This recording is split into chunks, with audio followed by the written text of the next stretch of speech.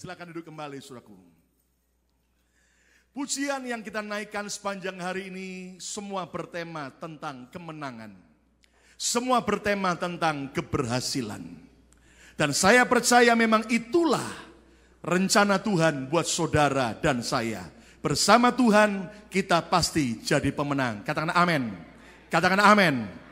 Saudara, namun kenyataannya, pernahkah saudara mengalami yang namanya kegagalan?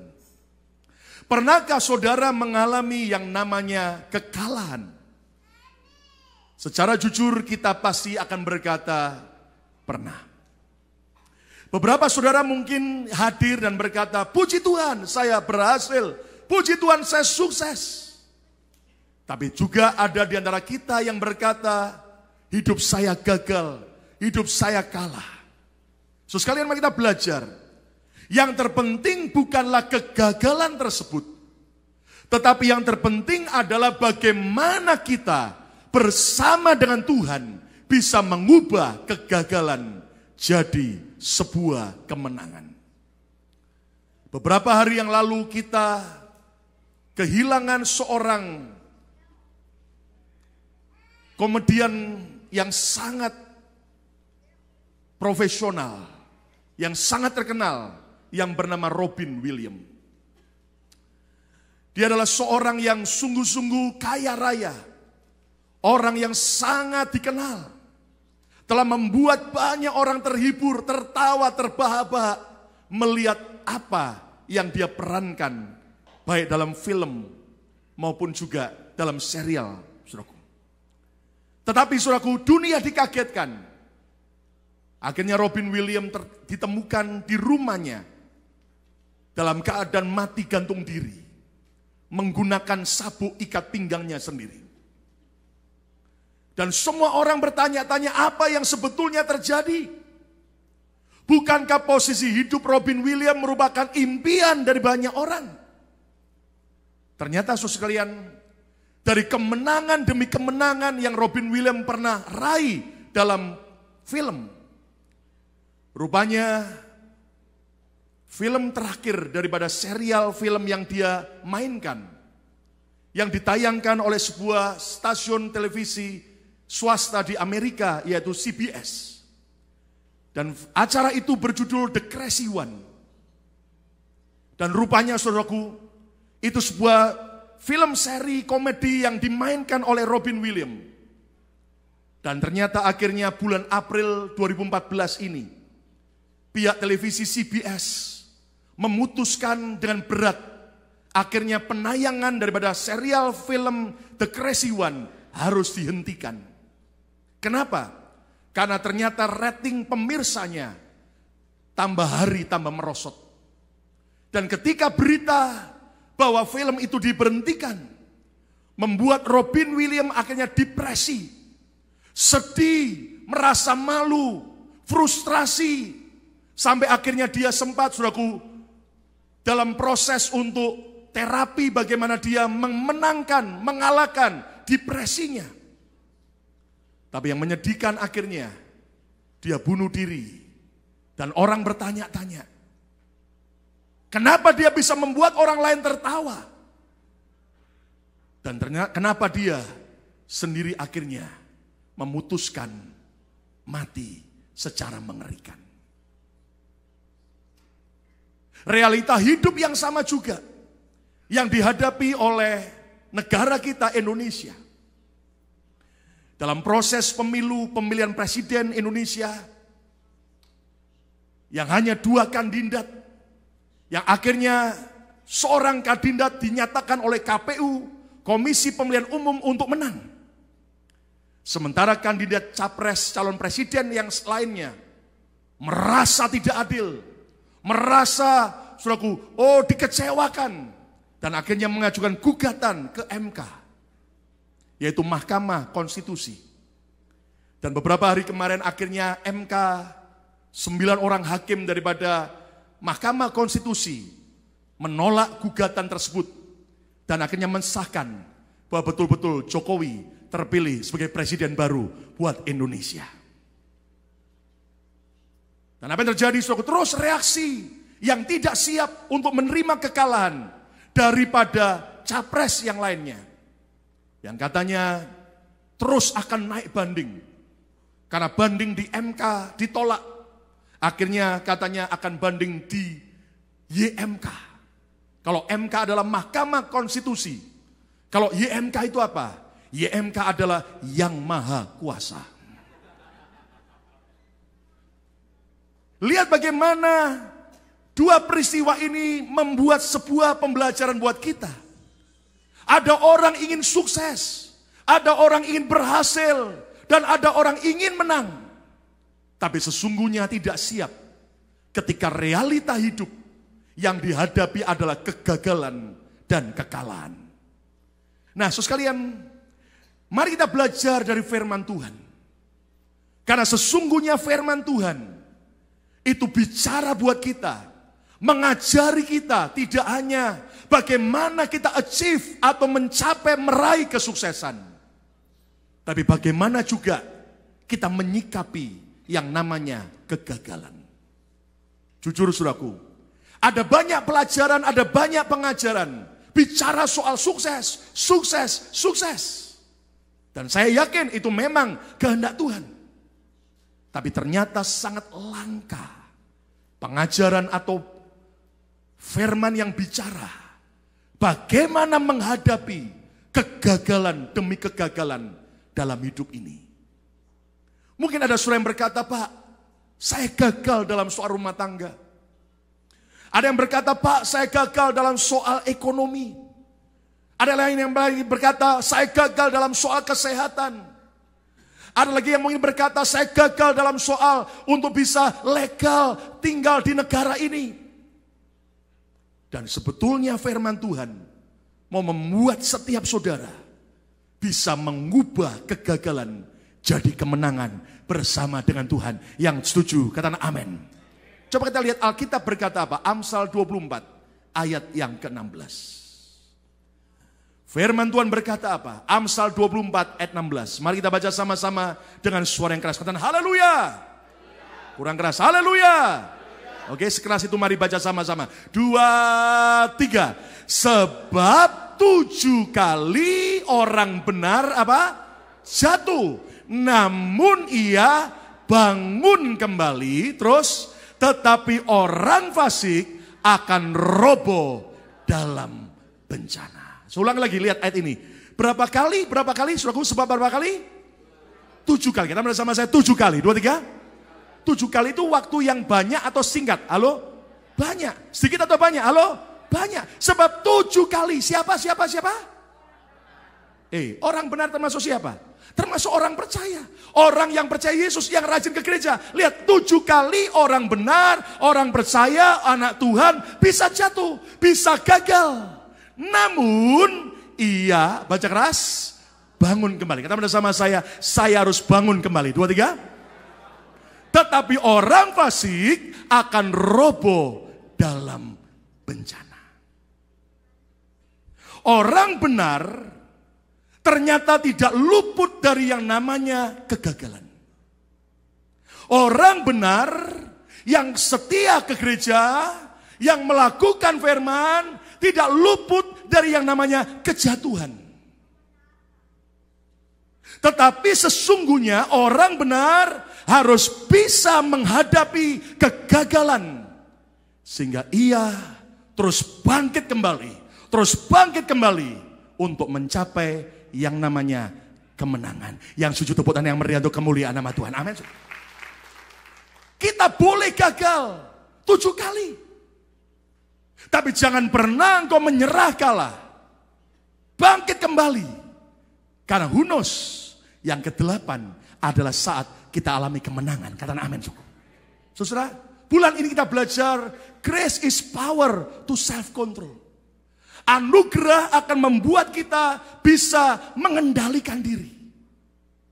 Dan ada banyak orang, saudaraku, hanya memimpikan kesuksesan, tapi tidak tahu bagaimana menghandle ketika kegagalan demi kegagalan menerpa hidupnya. Itu sebabnya, saudaraku, saya beri judul khotbah hari ini adalah makna positif kegagalan. Positive meaning of failure. Kalau saudara memandang kegagalan secara negatif, maka saudara akan terpuruk dan kau tidak akan pernah bisa jadi pemenang. Tapi orang benar harus bisa memandang setiap kegagalan, setiap kekalahan dari kacamata positif. Dan saya percaya saudaraku, para pemenang bukanlah orang yang tidak pernah kalah. Tapi para pemenang adalah orang-orang yang bisa punya sudut pandang berbeda. Dia pandang setiap kegagalan, setiap kekalahan dari sebuah sudut pandang yang positif. Yang setuju, katakan amin. Saudaraku, pertanyaannya sekarang, apa makna positif dari kegagalan? Bukankah waktu orang gagal sakit? Bukankah waktu orang gagal sengsara? Betul. Bukankah waktu orang gagal menderita? Betul. Tapi justru sebetulnya melalui kegagalan demi kegagalan yang kita alami, ada sebuah makna yang positif yang harus kita miliki. Yang pertama, saudaraku, kegagalan bukan akhir dari segalanya, tetapi proses bagi keberhasilan. Failure is not the end of everything, but process for success.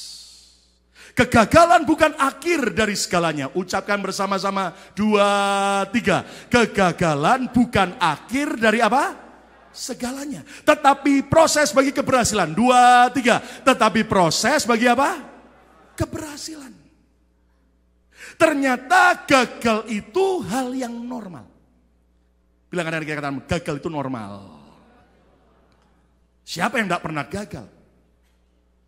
Tapi walaupun gagal itu sebuah hal yang normal, hadapilah kegagalan dengan ketekunan. Hadapilah kegagalan dengan keuletan. Seorang bapak penemu dunia yang bernama Thomas Alva Edison, dia berkata tentang rahasia keberhasilan.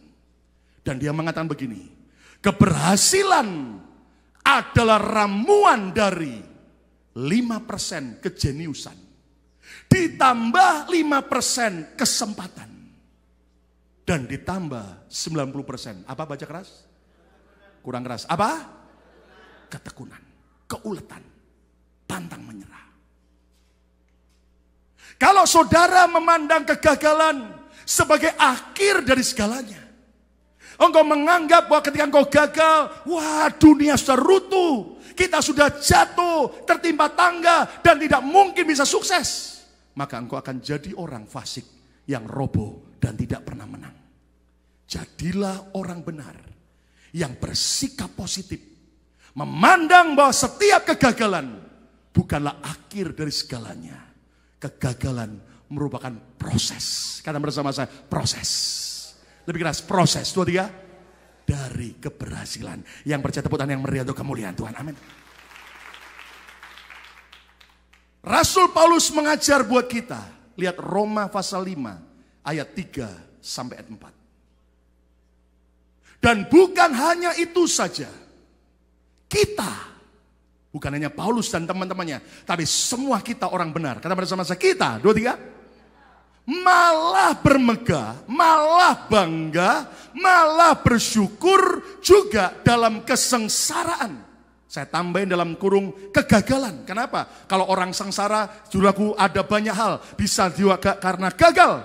Karena kita malah bermegah juga dalam kesengsaraan atau dalam kegagalan kita. Loh kenapa? Lihat. Karena kita tahu, kata bersama saya harus tahu. 2, 3. Bahwa kesengsaraan atau kegagalan itu menimbulkan ketekunan. Kata bersama saya, ketekunan. 2, 3. Kurang keras. Ketekunan. 2, 3. Ayat yang keempat. Dan ketekunan menimbulkan tahan uji. Kata bersama saya keras, tahan uji. 2, 3. Kata bersama saya, tahan banting. 2, 3. Ya. Dan tahan uji menimbulkan apa? Pengharapan. Kata bersama saya, pengharapan. Lebih keras, pengharapan. Dan percayalah, pengharapan dalam Yesus tidak akan pernah mengecewakan kita. Tepuk tangan yang meriah untuk kemuliaan Raja segala Raja.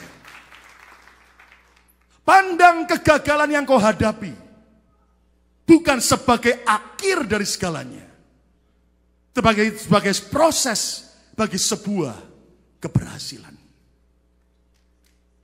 Seorang presiden Amerika yang ke-16 yang bernama Abraham Lincoln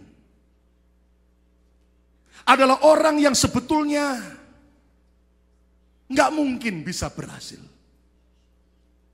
Dia dilahirkan di state Kentucky di Amerika tahun 1809. Terlahir dari keluarga yang sangat miskin.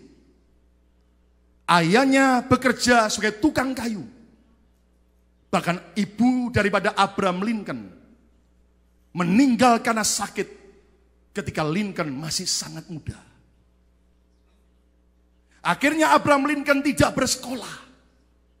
Karena faktor ekonomi dan juga dia harus membantu ayahnya dalam melanjutkan kehidupan keluarganya. Tetapi Abraham Lincoln giat membaca dan giat menulis. Sampai satu hari dia berhasil menjadi seorang pengacara. Dan akhirnya saudaraku, tahun 1834, Abraham Lincoln berhasil terpilih sebagai anggota daripada DPRD untuk wilayah state Illinois di Amerika. Dan Anda tahu akhirnya dia terpilih lagi tahun 1838. Terpilih lagi tahun 1840. Dan akhirnya dia mendirikan sebuah biro hukum bersama dengan seorang temannya. Karena waktu itu dia melihat Amerika masih melakukan perbudakan terhadap kulit hitam. Dan dia melihat bahwa ini harus terjadi perubahan. Harus ada orang yang berani buat sebuah perbedaan. Untuk tidak lagi adanya yang namanya perbudakan manusia. Dan Anda tahu dia bertekad. Abraham Lincoln mulai bermimpi besar. Mau jadi presiden Amerika yang menghapuskan perbudakan di negara ini. Tapi apakah impian yang besar itu? Apakah niat yang luar biasa tulusnya itu langsung membuat dia berhasil? Ternyata dalam hidup Abraham Lincoln tercatat begitu banyak catatan kegagalan demi kegagalan. Tahun 1831 Abraham Lincoln bangkrut dalam usahanya. Bangkrut, habis ludes.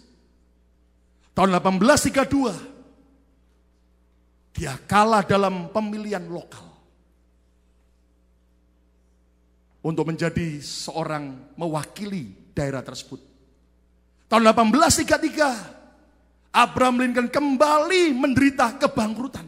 Bayangin, usahanya bangkrut 2 kali. Tahun 1835 istrinya meninggal dunia.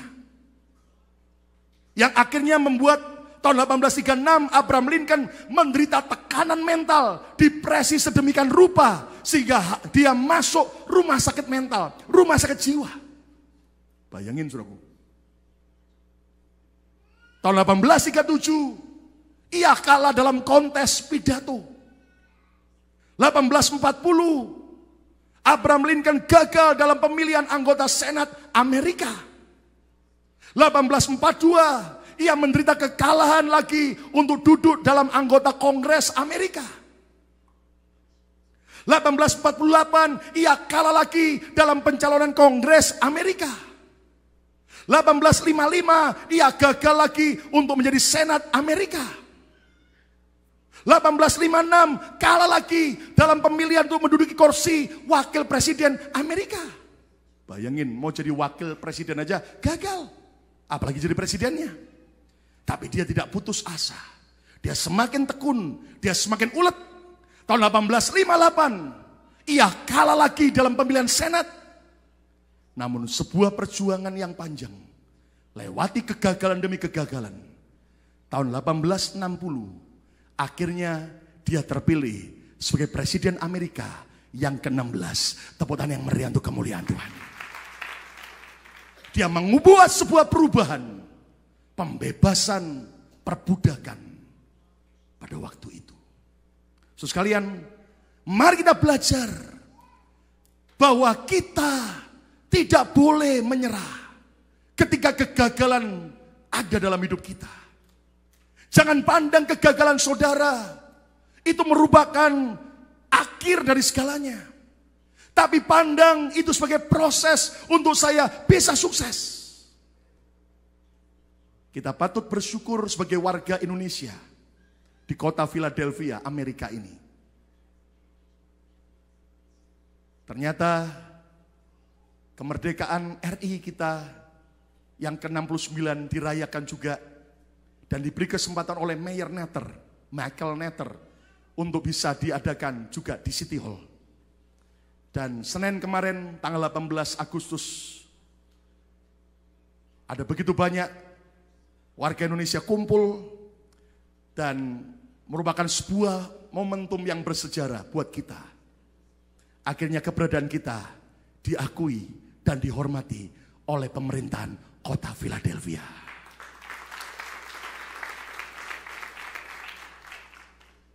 Dari awal saya tahu beberapa saudara ada yang datang pulang kerja belum mandi. Ada yang berdandan begitu indah. Dan juga ada wartawan dari TV One. Dan Anda tahu apa yang terjadi? Akhirnya ada acara penari dan tim penari kita menari. Dan juga beberapa tim yang lain. Dan Mayor Netter juga hadir memberikan pidato bla bla bla bla. Dan intinya selesai acara saya segera naik untuk ketemu Mayor dan akhirnya sempat selfie bersama saudara. Ambil foto selfie klik, iya saudara. Tapi tiba-tiba ada teman lain bisikin saya, cepat Pak, dengan istri selesai ini lari ikut Mayor Netter. Saya pikir melari kemana saudara. Dan rupanya betul, begitu Mayor Netter dengan ajudannya mulai jalan, beberapa orang termasuk saya dan istri lari segera. Dan akhirnya kami masuk ke City Hall, dan hanya 13 orang yang dipilih, yang hanya datang masuk ke kantor Mayor Netter. Saya dan istri juga diantaranya, dan akhirnya kami duduk di meja meeting itu dan gak lama Mayor masuk. Dan intinya dia berkata, terima kasih. Bahwa warga negara Indonesia yang ada di kota Philadelphia telah memberi kontribusi besar bagi kemajuan ekonomi kota Philadelphia. Tepuk tangan yang meriah. Anda mengerti tahun 2000-an orang-orang Indonesia merantau di kota ini. Dan seringkali orang meremehkan, memandang sebelah mata. Tapi bersyukur 14 tahun kemudian lewati keuletan dan kerja keras, minimal mayornya berkata, thank you. Dan akhirnya kami bisa foto bersama, dan selesai itu ada jamuan makan malam, tapi rupanya mayor tidak ikut. Jadi akhirnya beberapa wakilnya, dan kita makan, dan karena makanannya cukup banyak orang, sekitar 100 orang, sementara makanannya terbatas. Ngobrol sukacita, beberapa hamba Tuhan ngobrol sukacita, lalu kemudian selesai, saya bilang sama konjen, Pak, ini makanannya kan enggak terlalu banyak. Gimana selesai acara ini, saya undang makan. Singkatnya, kami hanya beberapa orang makan di sebuah restoran dengan konjen dan beliau bilang begini, saya bangga dan bersyukur warga Indonesia di kota Philadelphia membuat cetakan sejarah baru menjadi orang-orang yang dihargai oleh pemerintah. Tepuk tangan kanan, haleluya. Kegagalan bukanlah akhir segala-galanya. Cukup banyak teman-teman kita yang akhirnya menyerah kalah dan pulang kembali ke negara Indonesia. Tapi minimal saudara adalah orang-orang yang terus bertahan. Makanya kalau sebentar lagi impianmu jadi kenyataan, buang jauh-jauh keputusan untuk pulang Indonesia. Bertahanlah, selalu ada jalan terbuka buat orang yang tekun dan berharap kepada Tuhan. Katakan haleluya. Yang kedua saudaraku, apa makna positif dari kegagalan? Yang kedua, kegagalan merupakan bukti bahwa kita membutuhkan Tuhan. Failure is a proof that we need God. Kegagalan merupakan bukti bahwa kita memerlukan Tuhan. Kata bersama saya butuh Tuhan. 2, 3. Kata bersama saya perlu Tuhan. 2, 3. Coba lihat. Kalau seandainya hidup saudara sukses, berhasil, menang, kita pasti bisa sombong. Kita lupa Tuhan. Kita mulai kendor cari Tuhan. Tapi melewati kegagalan demi kegagalan, itu merupakan bukti bahwa saya dan saudara selalu perlu Dia. Tangan kita kecil, tapi tangan Tuhan sangat besar dan tidak terbatas. Tepuk tangan yang meriahkan haleluya. Lihat bagaimana Yudas Iskariot. Dia gagal karena mengkhianati Tuhannya Yesus. Tapi lihat juga bagaimana Petrus juga gagal mengutuki, menyangkali Yesus 3 kali. Tapi Yudas waktu dalam keadaan gagal, dia malah lari menjauh dari Tuhan dan mati gantung diri. Sementara Petrus, ketika dia gagal, dia merasa malu. Tapi minimal dia tetap bersekutu dengan teman-teman murid-murid Yesus yang lain. Dan di minggu Paskah pagi hari itu, waktu para wanita datang dan berkata, "Guru tidak ada dikubur, dia sudah bangkit." Dalam kegagalannya Petrus lari dengan Yohanes. Dan Petrus orang yang lihat kubur Yesus. Karena dia sadar, saat aku gagal, aku perlu Dia, Tuhan penolong dalam hidupku. Tepuk tangan yang meriah untuk kemuliaan Tuhan. Bahkan akhirnya Simon Petrus mengajak 10 murid yang lain untuk pergi menangkap ikan di Danau Tiberias, dan semalaman 1 ikan pun tidak dapat. Gagal lagi. Dan pagi itu Yesus di tepi danau itu bertanya, "Anak-anak, adakah lauk padamu?" Sebetulnya Anda tahu Tuhan mau ngomong begini, lu gagal ya? Dan Petrus berkata, "Nggak ada. Kita harus jujur kegagalan kita. Kita jujur dengan Tuhan." Dan kemudian tiba-tiba Yohanes bilang, "Itu Tuhan, itu Tuhan." Petrus langsung terjun, dan kemudian Anda tahu, di tepi pantai itu, danau itu, Yesus disediakan roti bakar dan juga ikan bakar. Kenapa Pak roti bakar dan ikan bakar? Karena Yesus orang Yahudi. Seandainya Yesus orang Indonesia, ikan rica-rica dan babi rica-rica dan es campur.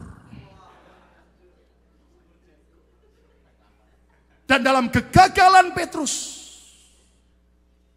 Yesus jamu Petrus. Dan Yesus tanya, "Do you love me?" Apakah kau mengasihi aku? Sampai 3 kali. Dan selalu Yesus berkata, "Gembalakan domba-dombaku." Ketika engkau gagal dan kau cari Tuhan, Dia bukan Tuhan yang menolak saudara. Dia Tuhan yang selalu terbuka tangannya. Dan Dia berkata, "Aku siap memulihkan dan menolong hidupmu." Tepuk tangan yang meriah untuk kemuliaan Tuhan. Kegagalan merupakan bukti bahwa kita perlu Tuhan. Ada seorang yang sangat saleh hidupnya. Sangat kaya raya. Sangat suka berkorban. Orang itu bernama Ayub. Tapi ketika satu hari semua masalah dihadapi, apa yang Ayub ucapkan? Lihat dalam Ayub pasal 17 ayat 11. Ayub berkata, "Umurku telah berlalu," alias tambah tua. "Telah gagal rencana-rencanaku." Dia jujur. "Telah gagal cita-citaku." Berapa banyak saudara hari ini yang harus jujur dengan Tuhan. "Tuhan, aku sudah gagal dalam rumah tangga. Aku sudah gagal mendidik anak. Tuhan, aku sudah gagal mungkin dalam soal ekonomi, dalam soal usaha, dalam soal kesehatan, dalam soal kerohanian, dalam soal surat dan sebagainya." Belajarlah jujur. Dan Ayub dalam keadaan dia terbuka. "Aku telah gagal. Cita-citaku, rencanaku sudah gagal Tuhan." Tapi Anda tahu di balik semua itu, maka sebelum dia alami pemulihan Tuhan, lihat apa yang Ayub ucapkan. Bandingkan sekarang Ayub 42 ayat yang kedua. Yuk baca sama-sama Ayub 42 ayat yang kedua. Semua baca keras. 2, 3. Aku tahu bahwa engkau. Saya mau tanya, engkau di sisi siapa? Kata bersama saya, Tuhan. 2, 3. Lebih keras, Tuhan. 2, 3. Ulang lagi, 2, 3. Tuhan. Ulang lagi dari ayat yang kedua dari awal. 2, 3.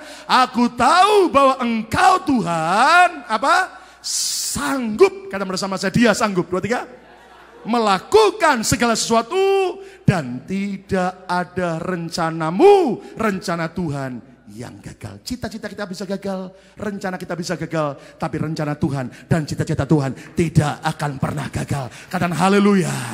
Itu sebabnya datanglah pada Tuhan. Selalu cari, tinggallah dalam Tuhan. Maka engkau akan lihat kegagalanmu diubah jadi keberhasilan. Ada teman yang tanya sama saya, Pak, apa bedanya melekat dengan Tuhan dengan tinggal dalam Tuhan? Saya bilang begini, melekat ibarat baju atau arloji atau perhiasan yang kau pakai. Melekat. Tapi satu hari waktu Anda mau mandi, Anda lepas. Kalau tinggal, ibarat jantung saudara di dalam. Nggak mungkin bisa lepas. Karena kalau lepas, innalillahi. Dengan Tuhan jangan cuma nempel. Tapi tinggal. Baik engkau susah maupun senang. Gagal maupun sukses. Tetap kita tinggal di dalam Tuhan yang rencana dan cita-citanya tidak pernah gagal. Tepuk tangan yang meriah untuk kemuliaan Tuhan. Seorang yang bernama Daud, dia juga diurapi untuk satu hari kelak jadi raja atas Israel. Tapi apakah dia tidak pernah gagal? Lihat, Daud akhirnya dikejar-kejar oleh mertuanya, Raja Saul. Bahkan satu hari kegagalan demi kegagalan Daud alami. Bahkan dia pernah pura-pura jadi orang gila di depan Raja Filistin. Bahkan sampai satu hari, saudaraku, dia mau ikut perang membela Filistin. Tapi ada raja-raja Filistin yang curiga dengan Daud, tidak percaya, disuruh balik ke Siklag. Daud ditolak. Dan yang lebih lagi, waktu dia balik ke tempatnya Siklag, tempat di mana istri dan anak-anaknya dan harta bendanya ada, sampai di Siklag, semua kemahnya sudah dibakar oleh musuh. Harta bendanya ludes, dijarah oleh bangsa Amalek. Bahkan istri dan anak-anak mereka juga ditawan oleh orang Amalek. Dalam keadaan gagal. Apa yang Daud lakukan? Lihat 1 Samuel pasal yang ke-30 ayat yang ke-6. Dan Daud sangat terjepit. Karena rakyat mengatakan hendak melempari dia dengan batu. Bayangin, 400 tentaranya itu mau melempar Daud dengan batu. Seolah-olah gagal sebagai seorang pemimpin. Seluruh rakyat itu telah pedih hati. Masing-masing karena anaknya laki-laki dan perempuan ditawan musuh. Tapi apa keputusan Daud di tengah kegagalannya? Kalimat terakhir, mari baca sama-sama. Tetapi 2, 3. Tetapi, apa baca keras? Kurang keras. Ulang lagi, tetapi apa? Daud menguatkan kepercayaannya kepada siapa? Kepada Tuhan Allahnya. Hari ini kalau ada saudara yang sedang gagal, kuatkan kepercayaanmu pada Tuhan. Tepuk tangan yang meriah untuk kemuliaan Tuhan. Dan Anda tahu apa yang terjadi? Beberapa hari kemudian, atas pertolongan Tuhan, Daud bisa kalahkan musuh. Semua kekayaan yang telah direbut musuh dirampas balik oleh Daud, bahkan lebih banyak. Bahkan istri-istri dan anak-anak yang ditawan musuh kembali kepada Daud dan anak buahnya. Dan beberapa hari saat kemudian, kalau Anda baca kisah selanjutnya, Raja Saul kalah di medan perang dan bunuh diri. Dan tidak lama kemudian Daud diurapi jadi raja atas Yehuda. Sekian tahun kemudian atas seluruh Israel. Ketika kegagalan sudah semakin memuncak, pilihan di tangan saudara. Engkau jauh dan kecewa dengan Tuhan, atau malah engkau seperti Daud, Atut dan Ayub, menguatkan kepercayaan pada Tuhan. Maka Anda harus tahu, sudah tiba waktunya pemulihan impianmu akan jadi kenyataan. The best is yet to come in your life. Ada seorang hamba Tuhan di Amerika yang masih muda sekali. Ketika dia melayani, tiba-tiba istrinya menggugat cerai. Sebuah peristiwa yang membuat dia syok. Bagaimana mungkin pendeta bercerai? Dia mencoba mempertahankan pernikahannya. Istrinya tetap menggugat cerai. Dan waktu setelah diputuskan hakim bercerai, runtuhlah semua hidup hamba Tuhan ini. Dia mulai kecewa. Dia tinggalkan Tuhan. Dia tinggalkan pelayanan.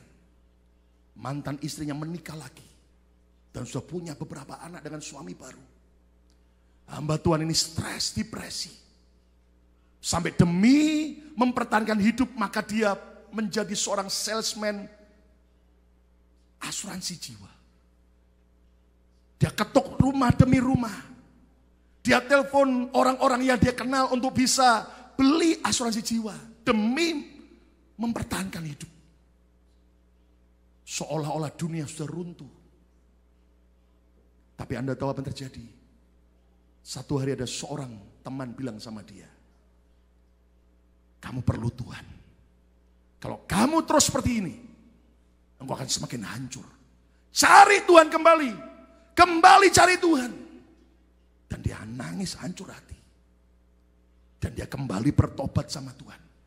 Dia kembali ke gereja. Singkat ceritanya, dia masuk sekolah Alkitab, sekolah teologi. Dan dia belajar lebih dalam lagi firman. Dan Anda tahu di sekolah teologi itu dia bertemu dengan siswi wanita lain. Sesama pelajar. Akhirnya mereka jatuh cinta. Dan mereka menikah. Dan dari pernikahan mereka melahirkan beberapa anak.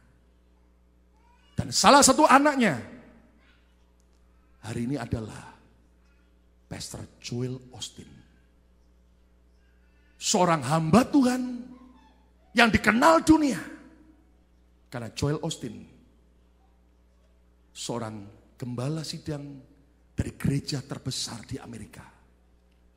Di Houston, Texas. Dengan jemaat lebih dari 45.000 orang. Dan hidup mereka diberkati luar biasa. Karena ketika gagal, itu bukti kita perlu Tuhan yang sanggup mengubah kegagalan jadi keberhasilan. Katakan haleluya. Katakan haleluya. Joel Osteen berkata, aku tidak setuju dengan perceraian. Dan aku menyesali kenapa ayahku pernah bercerai. Tapi minimal akhirnya ayahku bertobat dan kembali pada Tuhan. Dan akhirnya ayahku berjumpa dengan seorang wanita dan menikah betulan. Dan itu adalah ibuku. Dan dia Joel Osteen berkata, Tuhan bisa mengubah yang buruk jadi baik. Karena dia tetap Tuhan yang baik dalam hidup kita. Tepuk tangan yang meriah. Amin. Mari kita belajar bahwa kegagalan merupakan kesempatan untuk kita cari Tuhan. Bukti bahwa kita perlu Tuhan. Dan yang ketiga, apa makna positif dari kegagalan? Kegagalan merupakan kesempatan untuk belajar lebih baik lagi. Katakan bersama saya, kesempatan untuk saya belajar lebih baik lagi. 2, 3. Kesempatan untuk saya belajar apa? Lebih baik lagi. Failure is a chance to learn even better. Ketika kegagalan kau hadapi, belajar lebih bijaksana. Belajar lebih bijak lagi. Belajar lebih dewasa lagi. Menghadapi kegagalan demi kegagalan. Anda tahu kalau orang berhasil lolos dari kegagalan dan mengubah jadi kemenangan. Lihat bagaimana hidupnya semakin matang, hidupnya semakin dewasa. Daud dia berkata apa? Lihat Mazmur 19 ayat 71. Ini orang yang dewasa, orang yang bukan cengeng. Mari baca sama-sama Mazmur 19 ayat 71. Aneh sekali kalimatnya, tapi ini kebenaran. Ayo baca sama-sama. 2, 3. Bahwa aku tertindas, itu apa? Ini orang aneh. Ya, tertindas kok baik? Tertindas karena apa? Karena masalah. Tertindas karena persoalan, karena kegagalan. Bahwa aku tertindas itu baik bagiku. Supaya apa? Baca sama-sama. Supaya 2, 3. Supaya aku apa? Kurang keras. Aku belajar. 2, 3. Aku belajar ketetapan Tuhan. Hanya orang bodoh, waktu dia gagal, hanya sibuk meratapi nasib, merasa dunia sudah runtuh. Tapi orang bijaksana, dia justru mau belajar lebih baik lagi. Tepuk tangan yang meriah untuk kemuliaan Tuhan.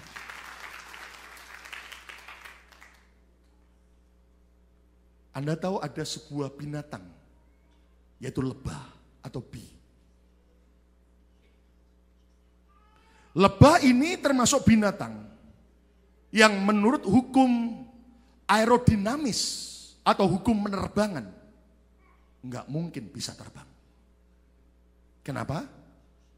Karena proporsi tubuhnya, badannya gemuk besar, sayapnya kecil. Maka hukum penerbangan berkata, lebah tidak mungkin bisa terbang karena badannya lebih besar, lebih gemuk, lebih berat daripada sayapnya yang kecil. Tapi apa kemudian hukum itu membuat para lebah tidak terbang?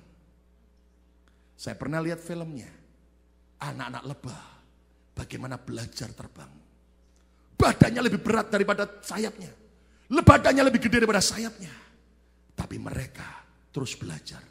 Coba jatuh. Tapi satu hari berhasil terbang. Demikian juga dengan saya dan saudara. Hakim mungkin sudah berkata, tidak ada harapan. Dokter mungkin bisa berkata, tidak ada jalan keluar. Mungkin orang banyak berkata, enggak mungkin kau bisa sukses. Bersama Tuhan kita bisa berhasil dan kita bisa belajar lebih baik lagi. Saudara, kalau Anda mengerti, hari ini kita bisa nikmati. Anda naik mobil, Anda naik pesawat, itu ada rodanya. Tapi manusia hari ini menikmati semua lebih enak melalui proses pembelajaran demi pembelajaran generasi sebelumnya. Jadi minimal gini, saudara, saya mau cuman pesankan buat saudara sekalian. Anda dan saya yang generasi pertama di negara ini, saudara harus terus belajar. Karena nanti lihat, generasi kita selanjutnya, anak cucu kita akan nikmati semua yang terbaik di negara ini. Tepuk tangan yang meriah untuk kemuliaan Tuhan. Anda tahu itu bagaimana proses penemuan roda. Awalnya katanya kotak. Bayangin kalau sudah naik mobil rodanya kotak. Jantung kumat semua. Tapi akhirnya mulai dari gelondongan kayu di Mesir. Untuk angkat batu yang gede pakai gelondongan kayu. Didorong. Mulai berkembang lagi jadi dari besi. Kereta untuk roda untuk kereta besi. Terus berkembang lagi dari apa? Oh, terlalu keras kalau pakai besi. Akhirnya pakai kulit binatang yang dibentuk dan jadi ban mati. Tapi sampai satu hari tahun 1845 ada seorang profesor bernama Thomson mulai memikirkan jangan ban mati. Kalau kena lubang sakit semua. Mulai dipikirkan bagaimana akhirnya ciptakan ban hidup. Akhirnya mereka mencoba dari kulit binatang dibuat isinya angin. Tapi lama demi lama, saudaraku, mereka berpikir, waduh, kurang bagus. Belajar lagi disempurnakan. Akhirnya diciptakan oleh seorang bernama Dunlop. Sebuah ban dalam. Akhirnya ada ban dalam, ban luar. Ya, Makanya kan ada celana dalam, celana luar, saudara gitu. Ban dalam, ban luar, saudara. Dan akhirnya, saudaraku, terus disempurnakan lagi. Sampai hari ini, saudaraku, kita bisa nikmati roda yang hasil dari proses pembelajaran hidup. Yesus berkata apa? Matius 11 ayat 29. Pikulah kuk yang kupasang dan belajarlah padaku. Kata bersama saya, kita harus belajar dari Tuhan. 2, 3. Saya coba pinjam ayat ini dari The Message Bible. Walk with me and walk with me. Berjalanlah bersamaku, kata Tuhan Yesus. Dan bekerjalah bersamaku. Watch how I do it. Lihatlah, perhatikan, belajarlah. Bagaimana aku Tuhan melakukannya. Learn the unforced rhythm of grace.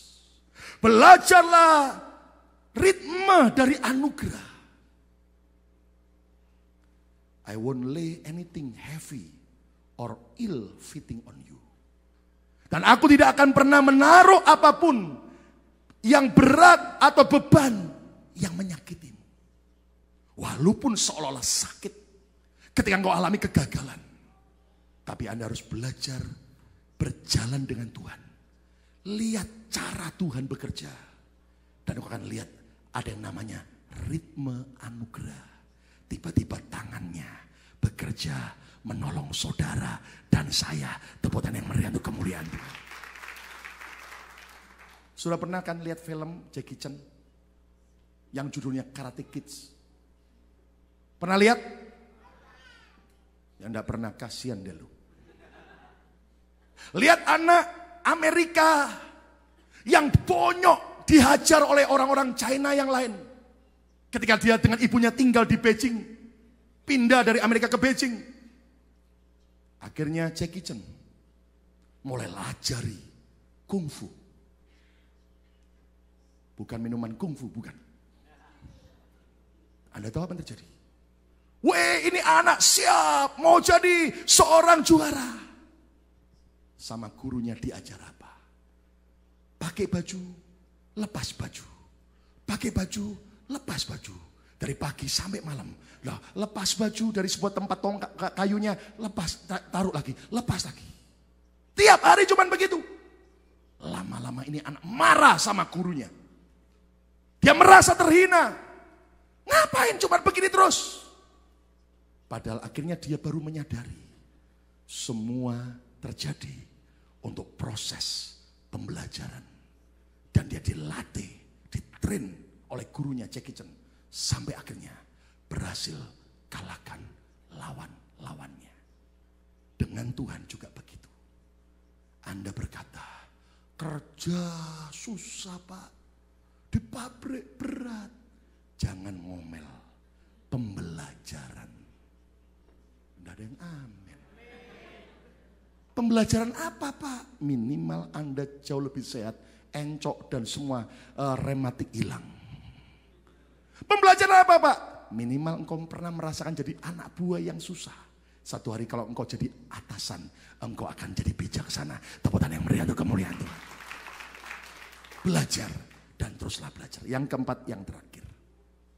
Apa makna positif dari kegagalan? Kegagalan merupakan kesempatan untuk memperbesar kapasitas hidup kita. Kegagalan merupakan kesempatan untuk memperlebar, memperbesar kapasitas hidup kita. Failure is a chance to increase our life capacity. Lihat Daud berkata apa? Ayat yang terakhir. Mazmur 119 ayat 32. Aku akan mengikuti petunjuk perintah-perintahmu. Kenapa suruhku? Kalimat terakhir baca sama-sama yuk. 2, 3. Sebab engkau apa? Kurang keras. Sebab engkau apa? Ini yang Tuhan mau. Melalui ketetapan perintah-perintah Tuhan. Melalui semua yang namanya. Tadi Daud berkata di ayat sebelumnya. Yaitu yang namanya saudaraku. Yaitu penindasan. Semua tujuannya adalah membuat kita, hati kita, pikiran kita, kapasitas kita, semua teritorial kita dilapangkan, diperluas, diperlebar. Yang percaya tepuk tangan yang meriah untuk kemuliaan Tuhan. Kalau engkau menganggap kegagalan merupakan akhir dari segala-galanya, habis. Tapi engkau harus pandang kegagalan merupakan kesempatan untuk saya memperbesar, memperluas kapasitas hidup saya. Maka engkau akan sukses. Saya baca kisah hidup seorang peternak ayam di Indonesia. Bayangin, baru invest pertama ternak ayam. Waktu sudah mulai besar ayamnya, peternakannya dihajar banjir bandang. Ayamnya kena air banjir, tenggelam, mati semua. Coba lagi, siklus yang kedua. Sudah nyaris panen, banjir bandang lagi, tenggelam semua ayamnya. Di saat itu istrinya ngomong gini, apa enggak coba ternak binatang lain yang bisa berenang? Benar juga, pikiran suaminya terbuka, diperluas, gara-gara kegagalan. Akhirnya Anda tahu, dia banting haluan apa? Bukan ternak babi. Babi nggak bisa berenang, kecuali kalau babi yang diajar renang. Dia ubah haluan ternak bebek. Benar. Akhirnya ketika mau panen bebek, banjir datang lagi. Bebeknya malah berenang. Malah bermain-main di banjir. Dan dia bisa panen.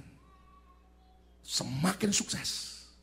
Anda tahu, hari ini dia menjadi salah seorang dalam urutan kesekian orang terkaya di Indonesia. Gara-gara dari ayam berubah jadi bebek yang akhirnya bisa berenang. Tepuk tangan yang meriah untuk kemuliaan Tuhan.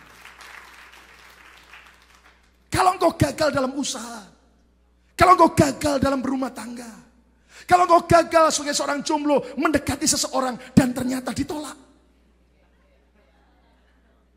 Tuhan mau perbesar kapasitas saudara. Nggak ada yang amin, amin. Kenapa? Karena begini suku. Kita akhirnya melalui kegagalan, kalau kita mau diperluas di lapangan hati kita, kita akhirnya bisa menghadapi perasaan malu. Sudahlah, hidup ini nggak usah merasa malu. Jujur aja dengan Tuhan dan orang lain, hidupmu akan ringan. Katakan amin. Orang yang paling berat itu hidup kalau pura-pura. Pura-pura kaya. Celing, bermerek semua. Padahal utang semua. Lu bukan salah. Tapi kalau sudah belum wayahe, gak usah maksakan diri. Hidup apa adanya. Nanti pas mau beli tas channel, punya duit ya beli. Amin. Lu udah ada yang amin. Amin. Kalau enggak mau saya amin ini sendiri loh. Berani memiliki mental tahan banting. Kembangkan. Perluas kapasitas kita. Iya. Ternyata aku bisa sukses juga di bidang yang lain ya. Oleh kemurahan Tuhan, kami semalam baru pulang dari Alaska. Saudara semua dapat salam dari Penguin dan juga dari Muse. Dan oleh kemurahan Tuhan sampai akhir bulan Agustus ini sudah 40 state tuntas dari 50 state di Amerika. Amin. Dan akhir tahun ini akan tuntas 50 state. Dan yang menarik ini, melalui semua pergumulan demi pergumulan, Tuhan sedang memperluas kapasitas kita. Tuhan sedang memperluas, memperlebar jangkauan teritorial kita. Kalau engkau belajar menyikapi dengan positif. Minimal saudaraku kami bersyukur dari 9 orang tim ke Alaska. Jujur saudaraku biayanya cukup besar. Dan itu hampir sama dengan biaya tiket ke Indonesia. Tapi teman-teman berani bayar harga. Dan kami bersembilan, 7 dewasa, 2 anak-anak. Saya bersyukur melalui berbagai medan perjalanan yang cukup panjang dan melelahkan. Semua enjoy, sukacita. Kami kadang-kadang selain doa peperangan, ketawa terpingkal-pingkal terus. Apalagi melihat PIC-nya. Orang yang bisa dikerjain. Tapi ajaib, kalau kita belajar untuk taat sama Tuhan, walaupun ada tantangan, percayalah, tangan Tuhan tuh yang akan menyatakan ada ritme of grace. Ada ritme anugerah yang menyertai. Katakan amin. Ajaib, saudaraku. Kami berpikir mau cari sewa mobil di sana, ternyata lagi high season. Ini banyak orang ke sana dari berbagai negara karena cruise. Tapi kami tidak cruise, ya kan? Kami ada mission trip. Tapi kita akhirnya, puji Tuhan, dikenalkan dengan orang Indonesia yang tinggal di sana. Dan akhirnya dia pinjamkan mobil, big van, gratis. Kemurahan Tuhan loh, ya kan? Belum kenal, ya toh, baru kenal melalui telepon, dikenalkan sama seorang teman, akhirnya oke, saya pinjemin. Dan rupanya ajaib, begitu di airport Philadelphia kita kumpul semua tim, siap mau terbang, salah seorang anggota tim bilang begini, Pak, Tuhan gerakkan kami supaya semua biaya pengeluaran makan waktu lagi peperangan, kami yang tanggung. Wah, haleluya. Perang tapi makan raja-raja. Bayangin, ya toh, di Alaska, apa yang terkenal? King crab. Apa yang terkenal? Ikan halibut, ikan salmon. Saya tanya sama yang mau bayarin, ini yang emperan atau gimana? Enggak. Cari dari Google, the best seafood. Ya sudah, cari. Anda tahu harganya 1 porsi berapa? Haleluya. Makan tuh sampai benar-benar iri. Dan kami kerjakan kota Anchorage. Kami kerjakan juga kota Wasilah. Bukan Wassalam, Wasilah. Itu kotanya Sarapalin. Bayangin habis waktu doa peperangan kita masuk ke City Hall. Disambut dengan baik. Saya bingung City Hall-nya, gereja kita ini lebih gede daripada City Hall-nya. Kecil ke City Hall-nya. Terus tapi orangnya ramah. Suruh lihat sampai kita masuk ke tempat daripada City Council-nya. Ya toh, kita suruh lihat anak-anak langsung serbu doain, deklarasi firman, ya toh, dan ucapkan Yesus yang memerintah atas Wasilah, atas Alaska, saudaraku. Selesai, saudaraku. Lalu petugas City Hall-nya bilang begini, kalian dari Philadelphia, wah ini jauh-jauh ada souvenir buat kalian. Kita kasih souvenir, tapi kan kita dalam peperangan kita nggak terima souvenir, tapi kita bawa aja dulu. Tapi kalau bisa, sekalian ketemu, ada tempat untuk bisa foto. Sarapelin. Wih, sudah ke kotanya Sarapelin jauh-jauh, sudah. Foto. Pakai karton. Ya udahlah, pikiran kita kan, kartonnya foto dengan Sarapelinnya nggak bisa. Kalau dengan kartonnya kan minimal luar biasa kan. Jadi kita bayangkan kita kartonnya tinggi berdiri dengan anggunnya Sarapelin. Kita cari tempatnya. Sampai cari nyasar berapa kali. Ketemu. Begitu masuk kaget. Sarapelinnya waktu teman buka pertama kaget. Sarapelinnya duduk. Duduknya cuman kepalanya. Sisanya baju dan apa nggak ada orangnya. Dan kita ketawa terpinggal-pinggal. Dan yang aja begini. Selesai Wasilah. Kita ada 1 hari free. Malam itu kita diminta untuk sharing firman. Kita buat persoalan doa di orang Indonesia itu. Setelah selesai, diajak makan bagus. Selesai, saudaraku, tiba-tiba dia kasih amplop sama saya. Pak, ini terima Pak, kami berkati rombongan Bapak. Apa ini? Saya buka ternyata, saudaraku, tiket untuk naik tram kereta gantung di sebuah resort terbaik di Alaska. Untuk ke satu gunung yang tinggi. Dan lihat glacier, itu salju di atas gunung. Wah, anugerah. 1 tiket lumayan harganya. Dan Anda tahu saudaraku, akhirnya kita bisa naik dalam anugerah Tuhan. Nikmati semua anugerah, favor Tuhan. Dan Anda tahu kemarin waktu mau pulang di airport tiba-tiba, keluarga itu bilang, Pak, kami siapkan 1 kotak box gede, isinya ikan. Dan Anda tahu saudaraku, nanti kita akan makan rame-rame. Kayaknya gak cukup untuk semua gereja saudara. Ya, dan Anda tahu saudaraku, kami suka cita. Tapi yang menarik begini saudaraku, Semua tim dengan sukacita kerjakan bagian masing-masing. Tapi orang itu bilang ini, Pak, apakah mau mancing? Wah, itu hobi saya. Naik boot, Pak, satu orang $300 lebih. Jam berapa? Jam 5 pagi berangkat. Balik ke hotel jam berapa? Jam 10 malam. Astagfirullahaladzim. Lalu apa yang saya lakukan? Ku pandang istriku dan berseru. Ya, istri saya sih nggak melarang, cuman kan saya ngerti. Happy wife, happy life. Saya bilang enggak lah. Kalau sepanjang itu kami ada waktu untuk bonding suami istri, selain selesai doa peperangan, enggak lah. Tapi Anda tahu ajaib. Kami sempat selesai dari turun dari resort itu, dari gunung itu, saudaraku. Saya sempat rekaman renungan khotbah, di atas juga deklarasi, foto-foto, saudaraku. Kemudian kami sempat lihat, ditunjukin sebuah sungai.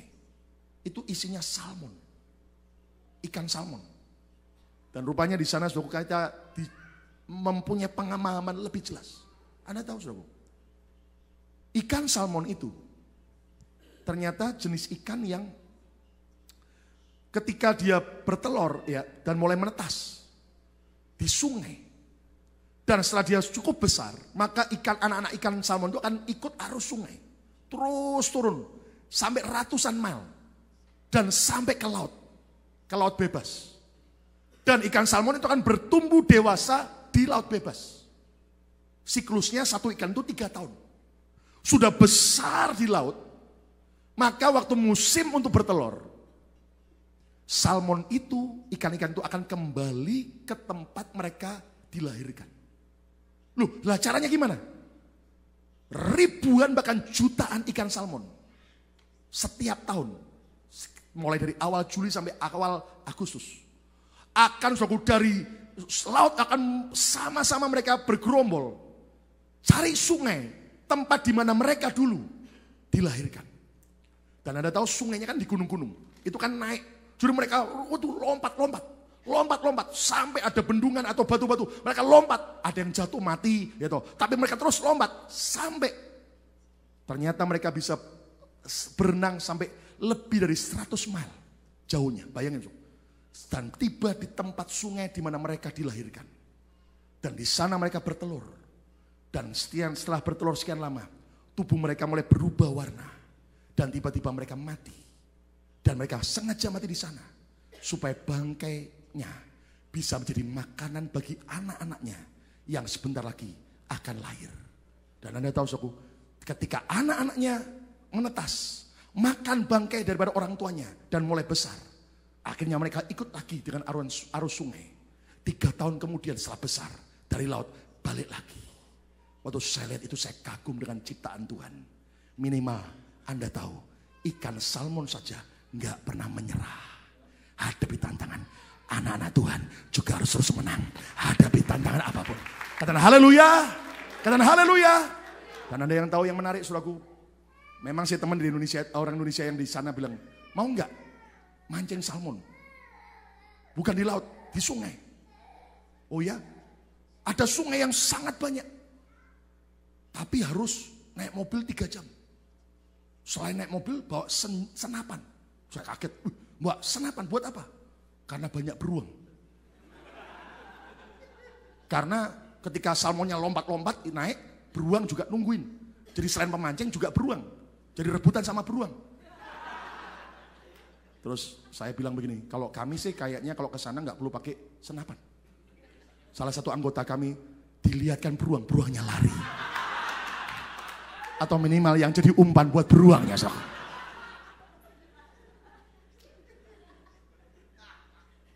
Tapi akhirnya luar biasa, kami lihat tempatnya, bertelurnya.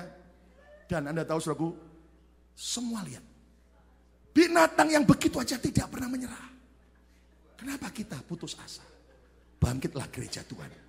Orang benar bisa jatuh 7 kali, namun ia bangkit kembali. Amin, saudaraku. Ayo berdiri bersama-sama. Kesimpulannya apa? Makna positif dari kegagalan. Yang pertama, kegagalan bukan akhir dari segalanya, tapi proses bagi keberhasilan. Kata bersama saya, proses bagi keberhasilan. 2, 3. Yang kedua, kegagalan merupakan bukti bahwa kita membutuhkan Tuhan. Kata bersama saya perlu Tuhan. Yang ketiga, kegagalan merupakan kesempatan untuk kita belajar lebih baik lagi. Kata bersama saya harus belajar lebih baik lagi. Dan yang keempat, yang terakhir, kegagalan merupakan kesempatan untuk kita memperbesar kapasitas hidup kita. Kata bersama saya, memperbesar kapasitas hidup saya. 2, 3. Memperbesar kapasitas. Siapa mau jadi pemenang? Jangan sedih ketika engkau gagal. Kegagalan bukan akhir segala-galanya. Kegagalan merupakan proses bagi keberhasilan saudara. Yang percaya tepuk tangan yang meriah untuk kemuliaan Tuhan.